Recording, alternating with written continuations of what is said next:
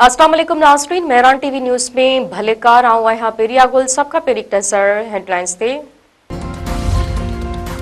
बाजोड़ में check post ते दहशतगर्दन जो हमलो नाकाम, 12 दहशतगर्द मारिजी विया, 11 जवान शहीद। ISPR मुताबिक सिक्योरिटी फोर्स ऐं कानून लागू कंदड़ इदारनि जी गडियल चेक पोस्ट ते हमले खे नाकाम बणायो वियो। दहशतगर्द बारूद सां भरियल गाड़ी चेक पोस्ट जी दीवार सां टकराए छॾी। धमाके सबबि हिकु ॿारड़ी बि शहीद थी वई। ISPR मूजिब धमाके सबब वेझनि इमारतुनि खे नुक़सान पहुतो। 7 ॼणा ज़ख़्मी भी थिया। भारतीय हिमायती याफ़्ता दहशतगर्दनि शहरियुनि ऐं सिक्योरिटी फोर्सिस खे निशानो बणाइण जी कोशिश कई। सिक्योरिटी फोर्सिस ऐं कानून लागू कंदड़ इदारा दहशतगर्दी जे ख़ात्मे लाइ पुरज़म आहिनि। तहरीक इंसाफ़ जे चेयरमैन बैरिस्टर गौहर ख़ान चयो आहे त PTI बानी जी सिहत ते सियासत न पिया कयूं। हुकूमती रवैयो गैर क़ानूनी ऐं गैर आइनी आहे।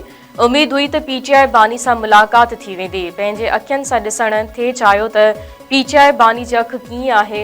मुलाक़ातूं न कराइण सबबि मुल्क बहराननि में आहे। सलमान अकरम राजा चयो आहे त बानी PTI खां हिदायत वठण बुनियादी हक़ आहे। असांखे बतौर वकील मिलण न ॾिनो वियो। इहो कीअं मुमकिन आहे त तव्हां कंहिंखे बि ॻाल्हाइण खां रोकियो। इहो चवण आहे त बानी PTI जी फैमिली सियासी ॻाल्हि ॿोल न कंदी, गैर आइनी आहे। PTI बानी जी फैमिली जो हक़ हो त हू तिबी मुआइने वक़्तु मौजूद हुजनि हा। सऊदी अरब में अॼु पहिरियों रोज़ो। सऊदी मीडिया मुताबिक रमज़ानुल मुबारक जो चंड ॾिसण लाइ सऊदी अरब में पहिरियों भेरो जदीद टेक्नोलॉजी जो इस्तेमालु कयो वियो। मुत्तहिदा अरब इमारात में बि रमज़ानुल मुबारक जो चंड नज़र अची वियो। पाकिस्तान में रमज़ानुल मुबारक जो चंड ॾिसण लाइ मरकज़ी चंड ॾिसणी कमेटी जो इजलास अॼु पेशावर में थींदो।